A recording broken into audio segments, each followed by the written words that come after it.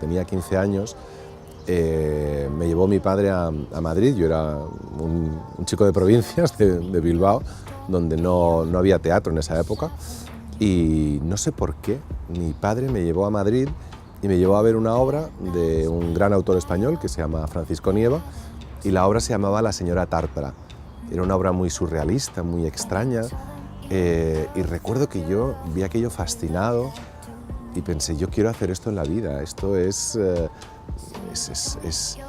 como una realidad paralela en la que uno se puede meter y durante 2 horas vive en otro mundo. Y siempre me he reído mucho de que salimos mi padre y yo del teatro. Yo salía fascinado y mi padre salía horrorizado, porque no había entendido nada. Y tuve esa sensación de decir, uy, no le puedo decir que me quiero dedicar a esto. El teatro es, por su propia naturaleza, irrepetible. Cada representación es única. Es también un reflejo de nosotros mismos, en el que, como decía Ortega y Gasset, cabe de todo: alegría, tristeza, ilusión, crítica, pasión o indignación. Hoy, en Tesis, subimos a las tablas de la mano de Borja Ortiz de Gondra, uno de los dramaturgos más reconocidos de nuestro país. Conocedor de todos los resortes de la arquitectura teatral, hablamos con él sobre el oficio de dramaturgo, sobre la situación actual de las artes escénicas, sobre creación y sobre autoficción.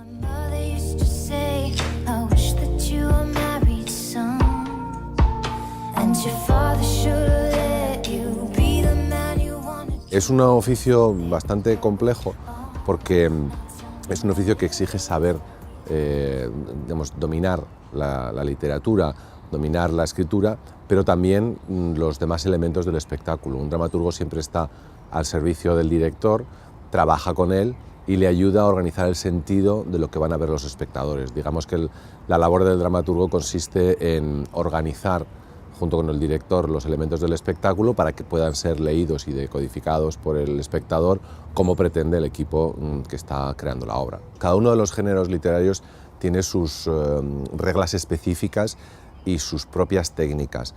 Lo más complicado para llamarse dramaturgo, para escribir teatro, es entender que el teatro es un género híbrido, en el sentido de que, por un lado, está el texto literario, que es lo que escribimos nosotros, los dramaturgos, y hasta ahí sí, es lo mismo que los poetas o los novelistas. Uno es dueño de su texto y uno es que escribe las palabras de su texto, midiéndolas, pensándolas y tratando de encontrar la manera de que transmitan la idea que queremos contar. Pero, a diferencia de la poesía o de la novela, el teatro tiene una segunda parte, que es cuando ese texto llega a los escenarios. Y ahí nos tenemos que empezar a despegar de la literatura. El texto dramático es literatura, pero cuando pasa al escenario deja de ser literatura, es literatura encarnada. Y ahí entramos en esta colaboración con los actores y con el director, que modifica siempre el texto que nosotros escribimos. Hace falta generosidad por parte del dramaturgo para entender que el espectáculo parte de su texto, pero va más allá de su texto. Y también hace falta escucha, hace falta mucho tiempo de teatro, muchas horas de teatro para entender cuando el texto no funciona como espectáculo porque tiene problemas como texto, a diferencia de cuando por capricho un director o un actor quieren cambiar el texto, que es el momento en el que nosotros los dramaturgos peleamos por mantenerlo. Y esto son unas claves propias que tienen que ver con la técnica de la escritura dramática y con saber, cuando uno escribe teatro, que nuestro texto tiene que tener la virtualidad de poder generar espectáculo. No hables de lo que no sabes. Dejémoslo estar. Es que no pensé. El teatro español vive una situación muy contradictoria. Por un lado, es un momento de enorme creatividad. Creo que hay unos dramaturgos como no ha habido nunca. Hay una respuesta del público increíble. Puedo decir como dato que en Madrid, esta temporada, estamos trabajando a teatro lleno prácticamente todos los teatros. Y al mismo tiempo, una situación social terrible en la que seguimos luchando contra la desidia de la administración, contra los palos en la rueda que nos ponen y contra ese IVA del 21% que no termina de bajar nunca. Hemos demostrado que estamos haciendo un teatro muy bueno, de una enorme calidad, pero al mismo tiempo necesitamos que no nos pongan palos en las ruedas. Paso, empezar a perdonar.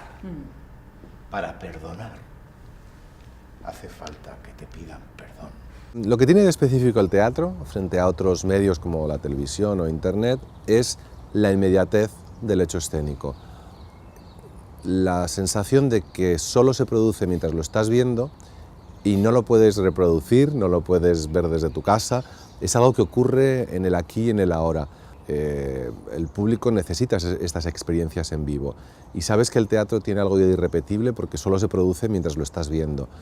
Entonces tiene una inmediatez y tiene una manera de, digamos, de zarandear nuestras conciencias y nuestras visiones que no tienen otros digamos, no tiene la televisión, o no tiene internet, o no tiene el cine.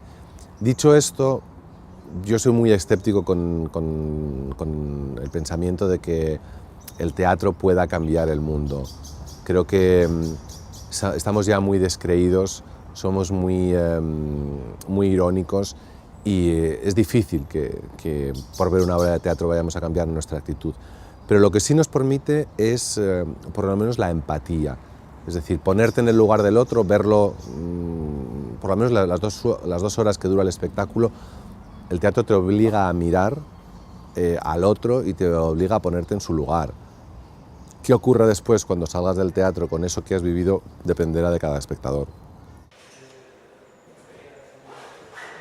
La relación que tenemos los dramaturgos, como todos los escritores con nuestra obra, siempre es una relación muy cercana. Incluso aunque escribas algo que no tiene nada que ver contigo, la única manera de escribirlo con sinceridad y con honradez y con verdad es traértelo a tu terreno, hacerlo tuyo y hablar de algo que tenga que ver contigo. Hay ocasiones, como me ocurrió a mí con Los Gondra, en las que muestras claramente cuál es tu vinculación con la obra. Pero incluso en la obra más alejada de uno, en obras que a veces te encargan escribir y escribes por encargo, siempre pones parte de ti, porque si no hay una implicación emocional, esto se va a ver, se va a transparentar que es una obra en la que no has puesto carne y sangre y no va a fluir, no va a funcionar.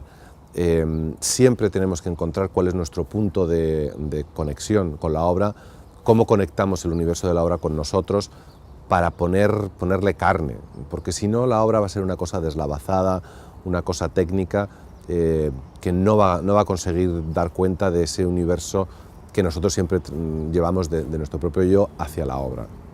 De los 7 procedimientos, las 7 estrategias de la autoficción, ayer vimos los 2 primeros, que os recuerdo eran la conversión y la traición. La autoficción es la ficción aplicada a la biografía, es decir, son obras de teatro que parten de nuestras propias vivencias, de nuestra propia biografía, para hacer teatro a partir de eso. Es una manera de hablar desde el yo, pero hacia el nosotros. Yo siempre digo que la autoficción no es el diario íntimo.